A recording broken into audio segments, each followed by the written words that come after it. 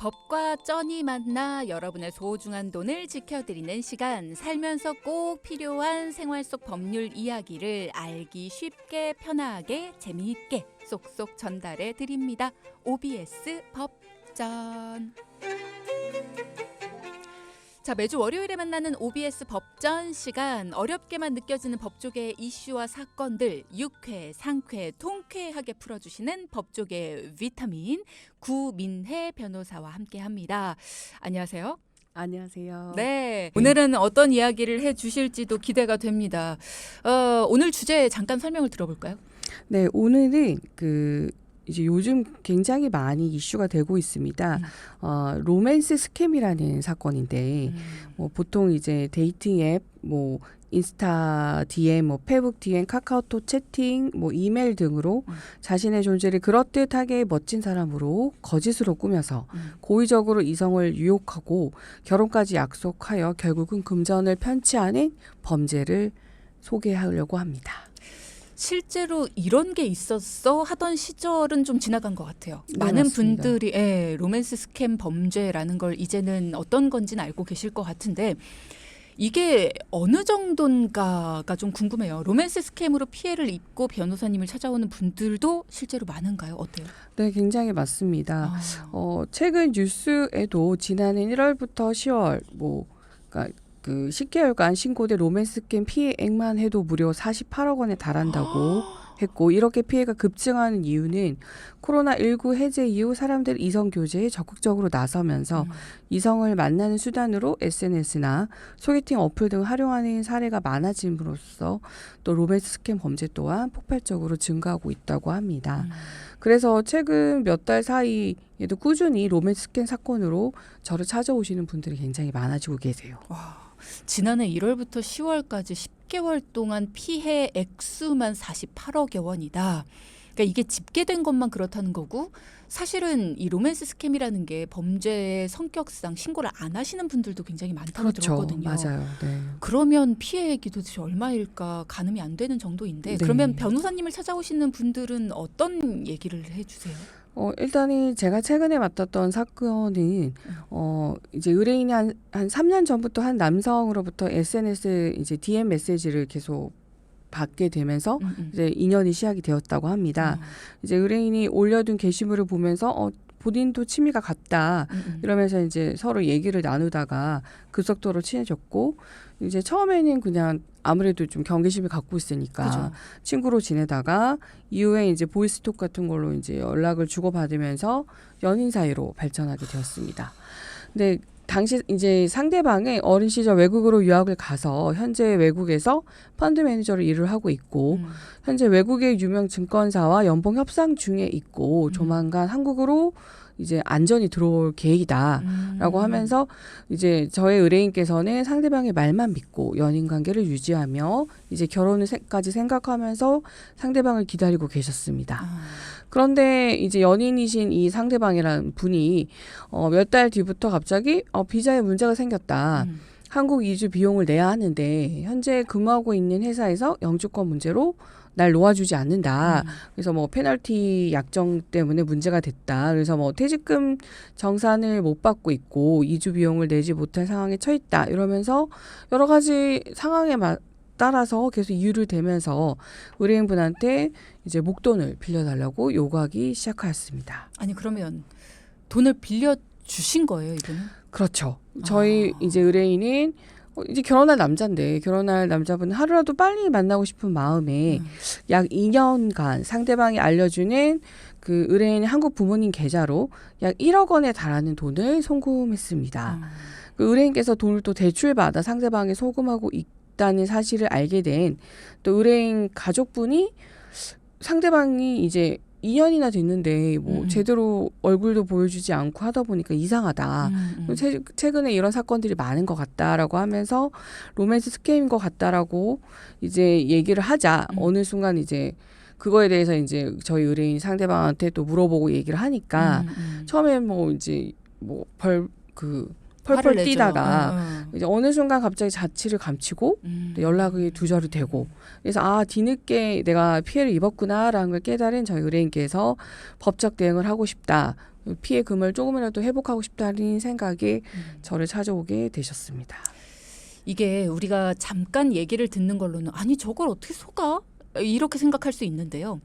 3년 전부터 인연을 쌓은 거예요. 우리가 지금 내 주변의 사람들을 가만히 생각을 해보면 1년, 2년 동안만 인연을 쌓아온 사람들하고도 우리가 신뢰를 하잖아요. 3년 동안 인연을 쌓았어요. 그러니까 얼굴을 보고 안 보고의 문제가 아니라 3년 동안 나하고 많은 이야기를 나눈 사람이면 얼굴을 보고 안 보고의 문제가 아니라는 생각이 들기도 하거든요. 네, 맞습니다. 네, 거기다 이 연인으로까지 발전할 정도였다면 얼마나 깊은 이야기를 나누고 내가 네. 얼마나 마음을 열었을까 이런 걸 생각하다 보면 물론 이제 조심해야 됩니다만 이 분의 마음도 전혀 이해가 안 가는 건 아니다라는 생각이 들어서 이제 이분에 대해서 너무 이렇게 안 좋은 그러니까 이 로맨스 스캠은 그게 좀 문제인 것 같아요. 피해를 보신 분들에게 너무나 많은 비난을 하는 경우도 비난들. 있죠. 예. 실제로 이분이 결혼 준비를 위해서 뭐 이것저것 집도 알아보고 또 이제 그 상대방이 뭐 카톨릭 신자다라고 해서 이제 성당에서 결혼식을 해야 된다고 해서 이제 그 성당에서 이제 교육을 받고 이런 것까지 하는 등 정말 구체적으로 굉장히 원래 준비를 신자가 아니신데도 불구하고. 준비를 했기 때문에 사실 믿을 수밖에 없었던 여러 가지 정황들이 있었습니다. 그러면 실제로 이제 이분 같은 경우에는 1억이라는 돈을 송금을 했고 이제 가족들한테 그런 얘기를 들었을 때 본인이 막 화를 내면서 아니 자기 보고 로맨스 스캠이래 이렇게 얘기를 해서 같이 막 화를 냈는데 점점 연락이 이제 끊겼어요. 그러면서 나 피해자구나, 피해를 입은 거구나 내가 이런 경우에 이제 조치를 취해야 될 거 아닙니까? 본인이 네네. 피해를 입은 금액도 찾아야 되고요. 네. 어떻게 해야 되나요? 일단은 보이스피싱 범죄 같이 조직적인 범죄, 즉 이런 보이스피싱 범죄는 전기통신금융 사기라고 보거든요. 이런 사건 같은 경우에는 이제 은행에 신고만 해도 바로 계좌에 지급 정지를 시켜줍니다. 네. 그래서 내가 돈을 송금했다 하더라도 그 돈을 빼지 못하게 인출을 못하게끔 막아주는 제도가 있는데 이 문제는 이제 로맨스 스캠 같은 경우는 현재 우리나라에서 보이스피싱과 같은 전기통신 금융 사기라고 보지는 않고 있습니다. 그러다 보니까 은행에다가 뭐 전화를 한다고 해서 뭐 여기서 은행에서 바로 뭐 지급을 정지시켜 주지도 않고 결국은 뭐 경찰 쪽에서 수사를 해서 결국 지급 정지 영장을 받아야만 이제 지급 정지가 되다 보니 사실 시간이 굉장히 많이 소요되는 아쉬움이 있습니다. 근데 이제 이러한 로맨스 스캠 범죄 같은 게 저희가 이런 사건 말고도 이건 개인이 한 거라고 볼 수 있지만 뭐 이제 조직적으로 움직이는 그런 사건들도 좀 꽤 접하거든요. 그런 것들을 굉장히 기승을 부리고 있어서 점점 이제 법조계에서도 이런 사건에도 이제 아예 계좌 지급 정지를 해야 되지 않냐라는 이제 이런 얘기들이 계속 나오고 있는 추세입니다. 보이스피싱과 로맨스 스캠을 법적으로 차이를 둬서 이제 대응을 해야 된다라는 말씀을 주셨는데 사실 로맨스 스캠도 내가 당한 거잖아요. 네. 가상의 인물에게 네. 내가 알고 있던 그 인물이 아닌 거잖아요. 네. 그럼 이것도 하나의 보이스피싱이라고 봐야 되지 않나? 라는 생각이 드는데 왜 로맨스 스캠은 보이스피싱처럼 그렇게 강력하게 피해자를 구제해 주질 못하는지가 궁금해요. 네, 일단 보이스피싱은 조직 범죄이잖아요. 보통 이제 뭐 여러 가지 수법을 사용하지만 만약에 뭐 대출 사기다 이렇게 하면은 이제 실제로 대출을 해야 된다는 뭐 은행이 있다거나 뭐 여러 가지 실제로 만나서 자료를 받고 그다음에 돈을 전달하는 전달책 해서 실제 뭐 우두머리는 거의 잡을 수가 없고 거의 밑에 있는 이제 말단 조직원만 잡는 그런 추세로 이제 굉장히 그 범죄 폭도 굉장히 크고 그다음에 범위도 굉장히 크다 보니까 보이스피싱이 굉장히 사회적으로 문제가 되니까 전기통신금융 사기라고 아예 명명을 해서 요거는 고려를 하지만 로맨스 스캠은 개인이 개인에게 1대1로 접근을 해서 이제 어쨌든 한심을 사서 그 사람이 어쨌든 원해서 돈을 준 거잖아요. 뭐 그러다 보니까 이게 과연 사기인가 기망인가라고 보기가 좀 애매한 거예요. 실제적으로 그러한 조직이 있는지도 애매하고 실제로 그런 의도로 접근한 건지 아니면은 잘 지내다가 갑자기 이 사람의 마음이 변심을 해서 돈만 빌릴 때 그렇게 한 건지 단순 대출 채무인지 이걸 알 수가 없지 않습니까? 그러다 보니까 보이스피싱과는 다르게 접근을 하는 수밖에 없는 거죠. 신중하게. 그럴 수 있겠다는 생각이 들긴 하네요. 그러면 이 로맨스 스캠에 대해서 가장 많이들 언급하시는 게 친구 사이가 아니라 이제 교제하는 이성 관계가 되는 게 이 로맨스 스캠의 주된 이제 이슈잖아요. 어떻게 상대에 대한 정확한 정보를 잘 모르는데 교제를 한다. 이게 어떻게 가능할까요? 이제 얘기를 나누다 보면은 어떻게 그렇게 되는가가 이해가 되십니까? 일단 저도 그 보통 웬만한 사람들은 그 사람의 이름, 사는 곳, 뭐 그다음에 그 사람의 가정 환경, 그다음에 형제 관계, 뭐 부모님 이런 내역들을 다 알아야 우리가 그 사람을 좀 알고 결혼까지 생각을 하잖아요. 그죠. 근데 이제 로맨스 스캠은 그야말로 이제 본인의 일단은 물리적인 한계가 있습니다. 거리가 멀리 떨어져 있다거나 지금 당장 얼굴을 확인할 수 없는 상황이라던가 이러다 보면은 그 사람이 제공하는 정보에 한정될 수밖에 없다 보니까 거기에 일단은 또 그럴듯하게 믿어 넘어가고 또 이렇게 사기를 치는 대부분의 사람들이 또 굉장히 응기응변에 뛰어나거든요. 그러니까 뭐 순간순간에 그럴듯한 거짓말로 상대방을 이제 현혹하게 되면 이제 작정하고 하는 경우에는 사실 당할 수밖에 없는 그런 면들이 있는 거죠. 영상 통화를 하는 경우도 있다고. 네, 맞아요. 하더라고요. 저희 의뢰인분도 영상 통화를 하셨어요. 예. 그러면 얼굴이 노출되는 거 아닙니까? 그쵸. 얼굴이 노출이 됩니다. 네. 그럼 범인을 잡을 수 있는 거 아닌가 그쵸. 싶은데. 근데 문제는 이제 신병합보라는 게 이제 우리가 생각하는 이 신병합보라는 게 뭐냐면 가해자의 이름, 주소 등 구체적인 신상 및 인적 상황을 특정해서 이 가해자를 형사 조사를 하기 위한 출석 요청이 가능한 상황을 신병 확보라고 하거든요. 근데 일단 외국에 있으면 네. 우리나라의 수사권이 영향이 미치기도 힘들고 그다음에 신병 확보를 하기 힘들지 않습니까? 그러다 보니까 일단 거리가 멀리 떨어져 있는 경우 그다음에 만약에 본인의 이름, 주소 이런 게 다 다르다라고 하면 사실 제대로 된 신병 확보를 하기는 어려운 상황이 많은 거죠. 그럼 실제로 상대방을 잡아서 사기 혐의로 고소를 해서 내가 잃어버린 금액을 찾아낼 수는 있나요? 굉장히 그런 경우가 쉽지는 않아요. 거의 온라인상으로만 만나고 직접 만나지 못한 경우는 사실 굉장히 어려운 경우가 많고, 그다음에 보통 이제 계좌를 이제 이용을 해서 돈을 받지 않습니까? 그런 계좌도 대포 통장인 경우가 많고, 그다음에 실제 뭐 계좌에 이미 돈이 없는 경우들도 굉장히 많고 그런 경우가 많은데, 뭐 이제 일단은 가장 좋은 거는 뭐 일단 오랜 기간 저희 의뢰인 같이 이제 오랜 기간 이 사람과 계속 연락을 하다 보면 대화를 했던 내용들이 있고 그 사람의 일상이 이제 대화에 묻어나잖아요. 네네. 그러면 그 사람이 뭐 자주 갔던 곳 뭐 이런 것들도 확인하게 되고, 뭐 카카오톡 프로필, SNS 프로필, 게시물 이런 것들을 또 확인할 수가 있고, 그다음에 연락받던 연락처, 그다음에 저희 의뢰인 같은 경우에는 계좌를 그 한국에 있는 부모님에게 송금을 하다 보니 한국에 있는 부모님의 그 인적 사항이 특정이 됐기 때문에 그런 경우는 또 이제 신병 확보가 가능한 상황이 됐었습니다. 네. 부모님은 맞았어요? 네, 부모님은 맞았습니다. 참 이 경우도 어떻게 결말이 났는지도 궁금하네요. 결말은 이따가 들어보기로 하고, 그러면 이제 어떻게 대응을 해야 되느냐, 이 부분에 대해서 조금 더 자세하게 여쭤보도록 할게요. 내가 로맨스 스캠 피해를 당했다라는 사실을 인지를 했습니다. 그러면 형사 고소를 먼저 해야 되는 겁니까? 어떻게 해야 돼요? 그렇죠.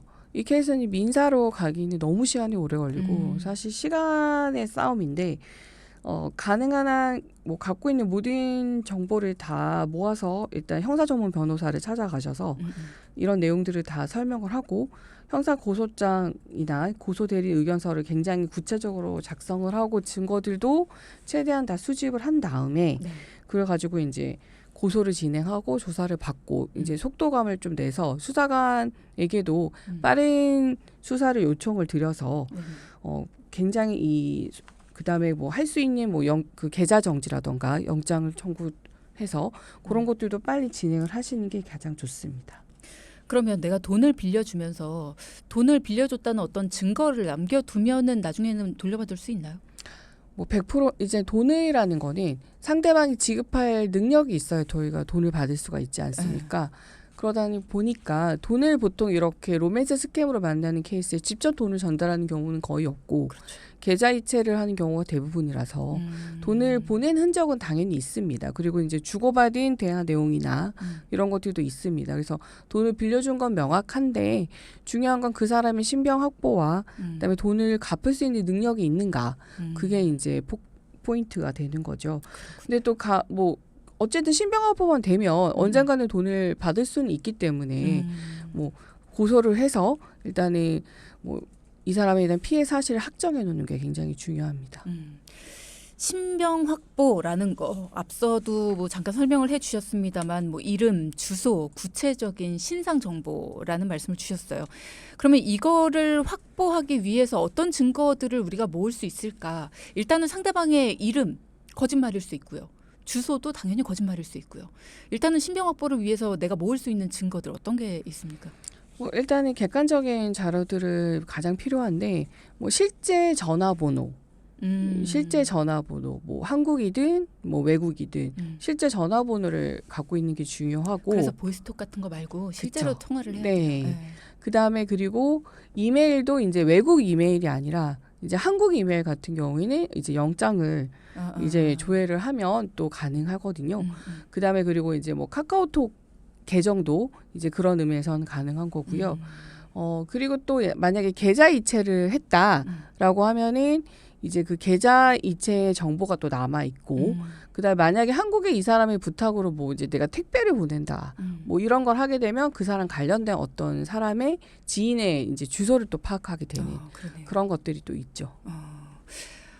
그러면 신병을 확보를 했습니다. 그 다음은 어떻게 할 수가 있나요? 일단 경찰 고소를 해서 이제 조사를 받게 되게 되면 이제 상대방이 보통 이제 이러한 그 로맨스 스캔과 같은 범죄는 보통 형법 347조의 사기죄나 347조 2의 컴퓨터용 사기죄가 인정되는 경우가 많아서 10년 이하의 징역 또는 2천만 원 이하의 벌금에 처하는데 보통 이러한 사기죄 같은 경우에는 실제 피해액의 80% 이상이 회복이 되지 않을 경우 실형이 선고되는 경우가 많습니다. 그러다 보니까 보통은 이제 기소가 되면 어떻게든 합의를 하려고 하는 경우들이 많이 있긴 합니다. 합의를 하려는 경우들이 많다. 앞서 소개해 주신 그 사건의 경우는 어떻게 되는지도 궁금하네요. 네. 앞서 그 사건은 어떻게 됐습니까? 네, 일단 저희도 당연히 사기로 고소를 했고 다행히 그 당시에 이제 부모님 계좌를 알고 있었고 또 부모님 뭐 결혼하는 사이니까 뭐 명절도 선물 보내고 하면서 부모님 집 주소를 또 알고 있어가지고 또 그렇게 신병 확보가 가능해서 결국 형사 기소가 되어서 이제 그쪽에서 이제 합의를 하게 돼서 다행히 피해 회복을 받게 되었습니다. 만약에 그 부모님이 나는 인연 끊은 자식이다. 난 모른다. 그렇게 얘기할 수도 있나요? 그러면 책임이 없고. 그러니까 부모님이 책임을 지는 게 아니라 그 부모님 집 주소를 통해서 이제 이 사람의 진짜 신분을 저희가 확인한 거죠. 부모님 집 주소에 이제 그 부모님의 가족관계 등록부를 떼보면 이 사람의 이름, 주민등록번호가 나오지 않습니까? 그럼 그걸 통해서 역으로 이제 주소를 또 확보하고 또 외국에 있는 게 아니었어요. 알고 봤더니 한국에 있었습니다.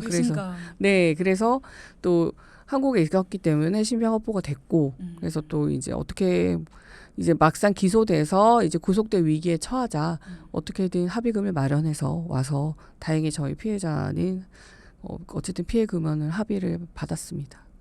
합의금은 보통 피해를 본 금액만큼을 하진 않잖아요. 그 이상의 어떤 이제 심리적인 어떤 피해를 본 것까지 정신적 피해 금액까지도 하는데 그럼 그렇게 되면 그 피해 금액과 합의금 그걸로 어떻게 끝이 나는 건가요? 아니면 어떤 처벌도 받게? 처벌은 받습니다. 처벌은 받는데 합의가 되면 이제 집행유예가 되게 되는 거죠.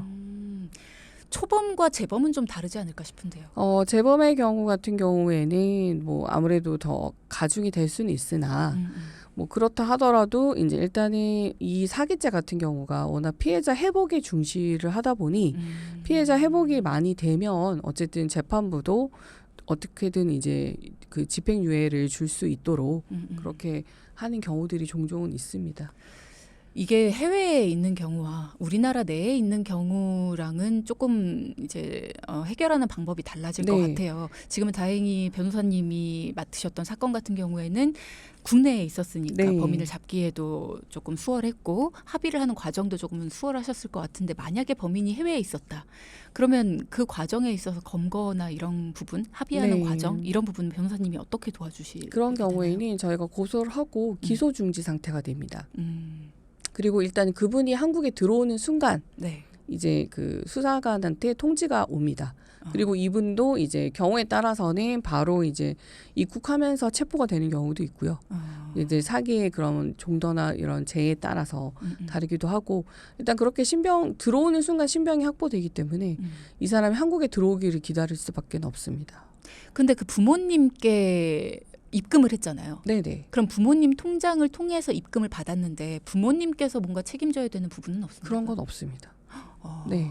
부모님이 그 사건에 뭐 연루가 됐다거나 음. 방조를 했다거나 어떤 특별한 사유가 인정되지 않는 한 뭐 그렇게 인정이 되지는 않습니다. 그렇군요. 본인 소유의 통장으로 어쨌든 돈을 받으신 거잖아요. 부모님께서는. 네네. 그렇지만 그래도 같이 뭐 처벌 그런 경우에 별도로 민사소송을 할 수는 있습니다. 민사 민사소송을 해서 이게 기망에 의해서 내가 사기에 의해서 돈을 입금한 거라는 걸 입증이 되면 그런 경우에는 이 사람한테 돈을 그 가해자한테 돈을 받을 수는 있으나 부모님을 한테 뭐 하는 방법은 이제 직접적인 원인 인과관계는 없다 보니까 그거는 어렵게 되고 뭐 경우에 따라서 뭐 부모님을 상대로는 뭐 부당이득 반환 청구 소송을 할 수도 있는데 그건 이제 부모님이 이제 돈이 있다는 걸 알아야 되니까 돈이 또 어디다 썼다거나 아니면 아들을 통해서 또 줬다고 하면 사실 실질적으로 또 지급할 능력이 없는 경우들도 많아서 실효성이 좀 떨어지는 건 사실입니다만 근데 민사로 하더라도 이제 압박할 수 있는 방법은 뭐 그런 청구 원인에 따라서 이제 뭐 가압류 등 이런 것들을 한다거나 뭐 그런 방법들은 있을 수 있습니다. 그렇군요. 참 어려운 일인 것 같아요. 사람 만나고 사람이랑 관계를 맺어가고 하는 게 참 힘든 일인 것 같습니다. 로맨스 스캠 사기 사건 요즘에 참 많이 일어난다라는 이야기를 드렸는데요.